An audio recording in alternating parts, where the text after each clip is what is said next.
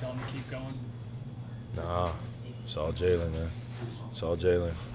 You know, he's got the will of a great player.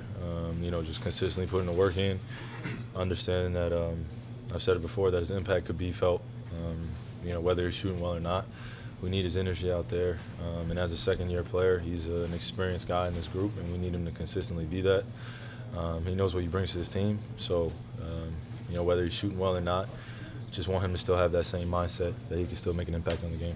The way you play, you know, getting to the basket and things like that, a guy like Jaylen's always going to have. What did you say? Sorry, Jaylen. No, the first part you said. The way that you get to the basket. Oh, yeah. And draw attention. A guy like Jaylen's always going to get looks. I mean, there should always be there for him, right? Yeah. You know, as long as we're all doing our job, make sure that we're playing with a high pace. You know, playing with a high energy. You know, we all put ourselves in a great position, screening for one another, making sure that we're making the selfless plays and the little things matter. You know, like my coach Brad said, you know, those little things aren't really called little things anymore in the grand scheme of things. So, you know, we just got to consistently do that and expect that from one another. Since you guys have kind of righted the ship, this was the first time you played a team that has really had a lot of struggle this year, but the young fellas really handled things like you would ideally want them to. Talk about just that unusual growth that they're showing, despite unusual. Well, because they're so young, they're not doing the thing. They're not handling things the way typical guys who just got to the league handle things. They've been better about that. Well, we're asking them to do a lot. You know, it really comes from within. That power is within, and that belief is solely internal.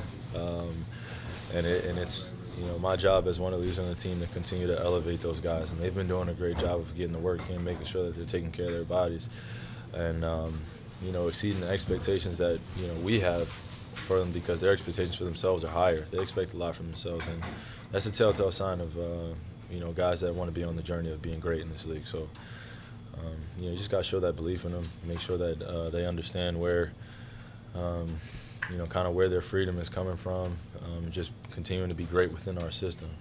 You know, we're all can be great individually, but when we're great as a group, then it makes a total difference. How unusual is that, though, KYRIE, for them to have that kind of self-awareness, that kind of drive and motivation at such an early stage in their pro careers? Just based on your experience being around young guys through the years that you've... Young guys are getting better, man. Young guys coming in, they're expected to do a lot more, especially in you know, situations that they're put in. I think that, you know, it's not an ideal situation for a number 3 pick like Jason Tatum to be on as good a team as he is this year. You know what I mean? You know, the top picks in the league, you know, when I came in, we weren't on the best teams. You know, we had good players, but, you know, us as young guys coming in, we were just, you know, I was just expected to just get numbers, you know. So that attitude, you know, kind of stuck with me, and it turned into some bad habits that I had to break out of as I've gotten older in this league. But, you know, they're at the starting line, and they're ahead of, you know, the curve in terms of where previous young guys were. So, you know, the guys are getting better, man. And then when you come into a situation where you have great veterans, it makes their job a lot easier and their learning curve a lot quicker. So that's all you can hope for, is just the quest for knowledge is never ending, man. Those guys are thirsty for it. So appreciate it. Appreciate it. KYRIE, what will you find out about yourself over this next road trip, Oklahoma City, Orlando, Atlanta? About myself or us? No, the team. Oh, the team. Oh, man, another chance for us to get better.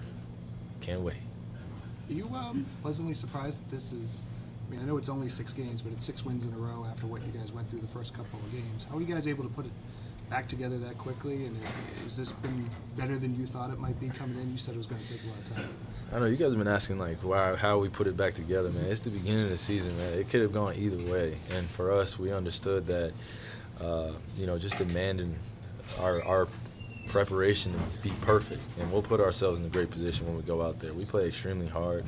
You know, we demand that excellence from one another. It's not going to always look pretty, like I say, but as long as we're competing, we have each other's back, we're always going to be within the game. Now, we're not going to shoot it well. Sometimes breakdowns are going to happen, but as long as you have that next play mentality and be great at that next moment, then, you know, that's a telltale sign of a good team trying to become a great one. Every guy on that starting unit recorded an assist tonight. Are you guys starting to gain a little familiarity? Oh, yeah, 100%. It's going to continue to get better. you know, just continue to trust the pass, understand that our system works. Brad does a great job putting out a great game plan, and it's just our job to execute it. I mean, you know, he's one of the best in the league, if not the best, at just running plays and then drawing up things for us to be successful and for our individual talents to be at an all-time high. And then you lead the league in steals now. Terry told us the other night you're holding that over their heads in here. Oh, yeah, absolutely. Absolutely. It's only for motivational sake. You know, if I could get steals and be in the passing lane, so can they. I know they're going to continue to do so. So as long as we're in the right position on the defensive end, holding each other to a high standard on that end, I mean, holding teams to, you know, some tough shots, making sure our defensive principles are upheld, then we'll be in a good spot. So, you know, Marcus, Terry, I expect those guys to be in high steals. I mean, that's what those guys do. So, you know, for me to kind of be leading that with our team, it's only for motivational sakes, and you know, I'm going to continue to do my job on that end. KYRIE, what's kind of leading up to those opportunities for you defensively? Some of them just come right to me. So two of them came to me, and they just came right to my hand. So, you know, just trying to be in the right spots as much as possible, but also being smart.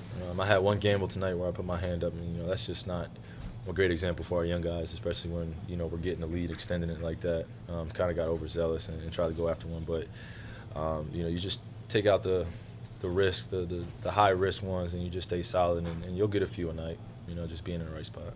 Going back to what you were saying about Tatum, do you think, you know, some guys, they want to get drafted by mediocre teams so they can really shine, but do you think it's better for your long-term development? I hope guys don't want to get drafted by mediocre teams. I really hope so. I really hope that's not a hope for guys to get drafted by mediocre. I think it happens. I don't think anybody has the hope, though. But go ahead, yeah. I mean, some guys have deliberately done that, particularly here, but do you think it's more beneficial for long-term growth to be drafted by a competitive team and learn from that culture from the get-go? 100%. I mean, to be drafted by a great organization and teams that are going to hold you to a higher standard than, you know, you just being on a team where they just, you know, kind of expect you just to go through the motions and they're not holding you to that high standard. It's hard. I mean, who wants to go through an 82-game season winning only 16 games?